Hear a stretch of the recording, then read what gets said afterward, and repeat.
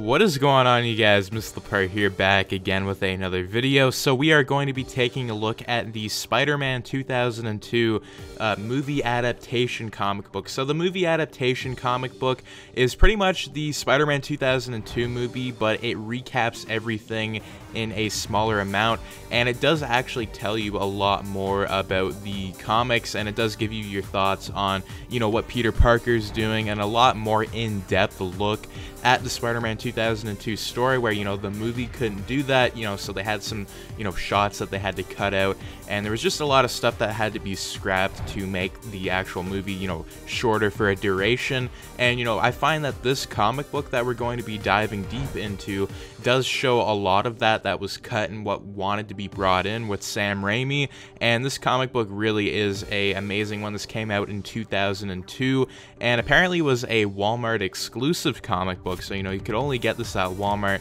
and I think there was a limited, you know, amount that you could actually get with this book, and it was right before, I think, the movie was released, or it was released a little bit after the movie, where, you know, around 2003 to 2002. So anyways, we're going to dive deep into this comic book. Let's begin. Spider-Man, he's recapping everything that happened in his life. You know, he's talking about how he met Aunt May and Uncle Ben, and, you know, we actually see Peter being brought by his mother in the actual comic book, which isn't really, you know, brought upon us. You know, we don't really see that in the movie, and, you know, this is just a really interesting story and a really interesting piece of information that we get to see. Is, you know, we get to see his parents bringing him to the house where he meets Aunt May and Uncle Ben, and he pretty much just says that they were a father and mother to me. And, you know, he's talking about how his neighbor was Mary Jane Watson. You know, we see Flash, and we see MJ, and then we just see like Peter with the kind of like grin face where he's just doing that. So I really like how this book definitely does cover a lot of stuff that we didn't see, and it does even cover like how, you know, Peter Parker meets Norman Osborn, and, you know, he talks about how Harry Osborn's there, and they're going to be going on the science trip together with his friend Harry Osborn, which, you know, they're finally actually meeting here, which is really cool because, you know, we see his butler in the background, and we see Norman Osborn, and he kind of just doesn't care for Harry that much. He's just like, yeah, whatever, he's there. And then, you know, we see Harry and Peter see MJ, and MJ's like saying hi to them, and like we see Peter and Harry end up leaving, and they talk about MJ, like, what's going on here, like, that's crazy that she was talking to us. And then we go into the Columbia genetic research area where, you know, they're doing research on the spiders, and this is where Spider-Man actually gets bitten in the movie, and it does dive a bit deeper because, you know, we can actually see the spider there and what they're actually doing, and, you know, they're experimenting with a lot of these spiders and putting them into the, you know, museum thing. So he was pretty much talking about how he was looking forward to this. And, you know, they're talking about how there was only 15 enhanced spiders, and then they're saying there's 14, just kind of like the movie. And, you know, we have Peter pretty much start taking pictures of MJ, and where, you know, we're in the point of the story where the spider actually would bite him. And, you know, he's like, ow, like, that's crazy. And then you have a shot of him looking at it. And then we cut back to, you know, Oscorp, where, you know, we're talking about Norman Osborn with the glider and the experiments that they want to do with the human performance enhancers and stuff for the military. So they're talking, you know, they're arguing, and they're talking about how, like, the 2 weeks stuff.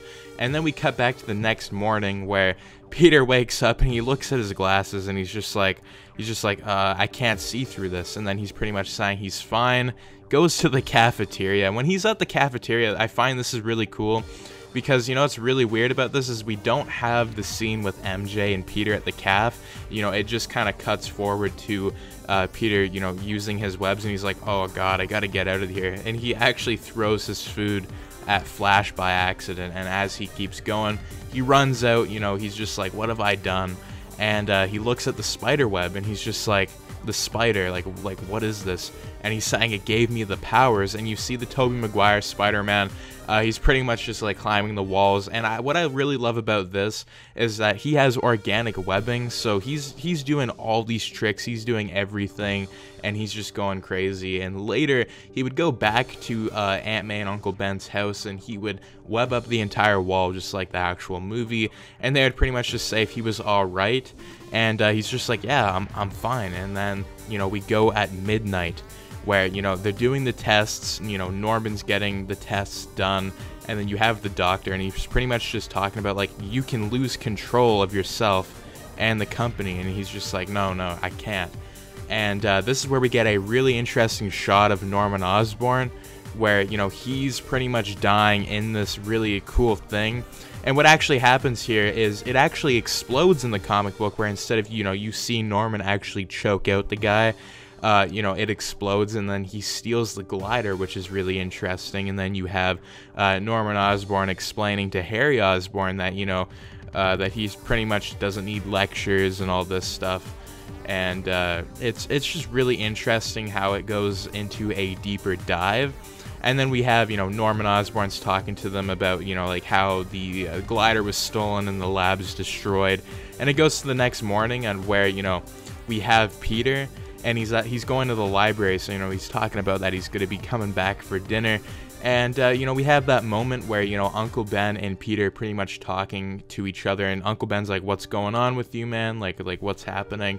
And, you know, that's where we have Uncle Ben say, with great power comes great responsibility. And Peter's like, okay. And then he's like, I know I'm not your father. And he's just like, then stop pretending to be. Just let me have a moment to think. And then he's like, okay, Peter. And then he ends up leaving. And then, you know, we go to the wrestling match with Bonesaw. And, you know, we have the human spider fight Bonesaw. And he's like, he calls himself Spider-Man. And in this universe, you know, we don't really see Spider-Man's entrance, so, you know, we don't really know if he was the human spider or not.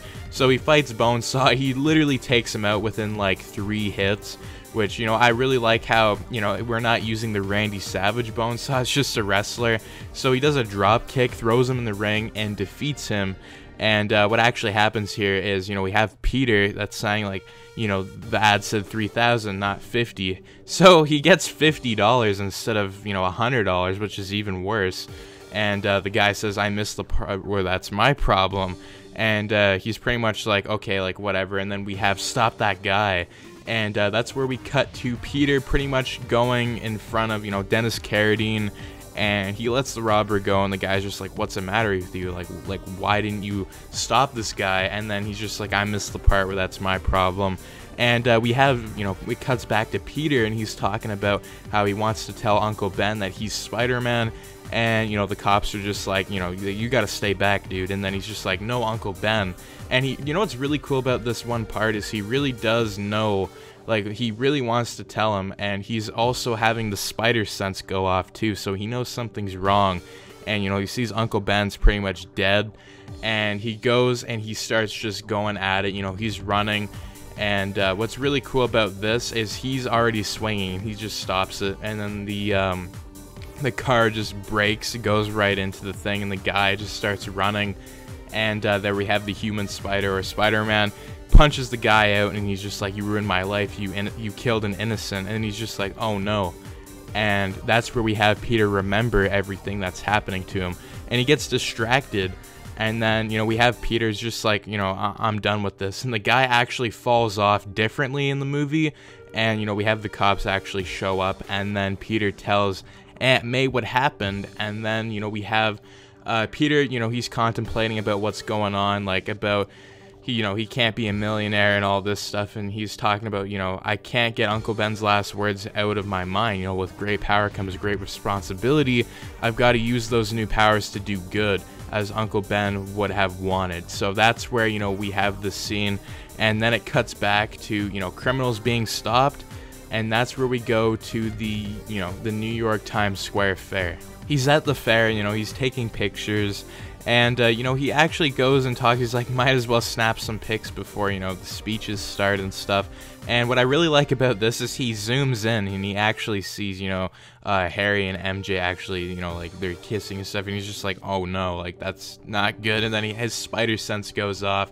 and the first appearance of the Goblin in this comic book. I just really love the art design that they ended up doing with the Goblin. I really like the way they ended up doing that with the glider. Everything pretty much shows perfectly, and you know, he shows up, he starts bombing people, and the people that betrayed him end up getting blown up just like the movie.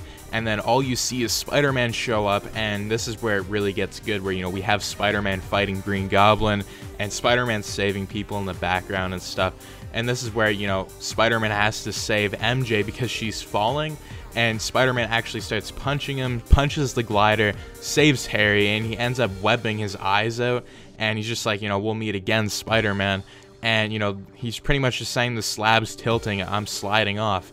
And, you know, we have Spider-Man screaming out, no, I can't lose you now. And he ends up doing, like, a whole jump, which, you know, he should have done in the first place. And then, you know, he helps her, and it actually pretty much ends there, you know, where he's pretty much just talking to MJ there. And he tells him that he's Spider-Man. And that's about it with this comic book. So, you know, I really do enjoy the Spider-Man 2002 adaptation comic, where, you know, we see things that you wouldn't really see in the actual movie, where it dives a bit deeper. And I just really love how, you know, we have a fight scene that's really cool where Spider-Man's fighting Green Goblin, and it's just really choreographed perfectly in this comic book. And the illustrations are really good, and I just love the way, you know, and Peter's thoughts with, you know, Uncle Ben and stuff were just really interesting to see, where, you know, he wanted to do other things in his mind, but in the movie you don't actually see that, you know, when he's, you know, contemplating on telling Uncle Ben. I just really love how that was put in the comic book, and, you know, if it wasn't in the movie, you know, nobody would have known, but with this comic it really does explain more. And, you know, a lot of the fight scenes in the book are just really cool, where we get different angles of Spider-Man fighting him, which I really love. And, you know, I just really love how he talks about with great power and responsibility, and he really just tells himself, like, I gotta do this, I gotta become Spider-Man. And that's what I really like about this comic. So tell me what you guys think about the Spider-Man 2002 adaptation comic book. I would give this comic a solid 10 out of 10 in my opinion. And if you guys did enjoy my video, do make sure to subscribe, like, share, and turn notifications on so you and your friends are all up to date with the latest content. But anyways, as always, peace out.